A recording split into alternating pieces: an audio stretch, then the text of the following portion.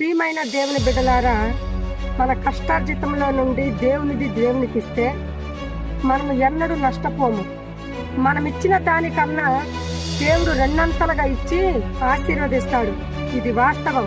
కానీ కొందరు దేవునిది దేవునికి ఇవ్వకుండా దొంగిలిస్తూ ఉంటారు. అందుకే వాక్యం ఇలా తెలియజేస్తుంది, నా మందిరములో ఆహారం ఉండునట్లుగా 10వ భాగం అంతయు నా మందిరపు నిధిలోనికి తీసుకుని రండి. దీన్ని చేసి మీరు నన్ను శోధించిన ఎడల నేను ఆకాశ వాకిళ్లు విప్పి పట్టజాలనంత విస్తారముగా దీవెనలను కుమ్మరిస్తాను అని వాక్యము తెలియజేస్తుంది. ఇది తెలియక కొందరు దేవునిది దేవునికి ఇవ్వడానికి వెనకాడుతూ ఉంటారు. కొందరైతే దేవునికి ఇచ్చి సనుక్కుంటూ బాధపడుతూ ఉంటారు. అందుకే కొందరు పరిస్థితి చూస్తే వారు రేయి పగలు కష్టపడుతూ ఉంటారు, కానీ వారి కష్టార్జితం వారు అనుభవించరు. డాక్టర్లు అనుభవిస్తూ ఉంటారు, లేదా అప్పులు వాళ్ళు అనుభవిస్తూ ఉంటారు, వడ్డీల మీద వడ్డీలు కట్టించుకుంటూ. అయినను దేవునికి ఇవ్వడానికి మాత్రము మనసు రానే రాదు.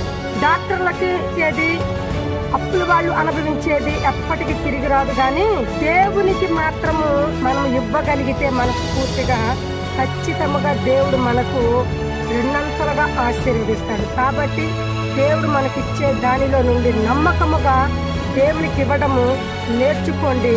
దేవుడు మిమ్మల్ని అత్యధికముగా దీవించి ఆశీర్వదిస్తాడు. ఆమేన్.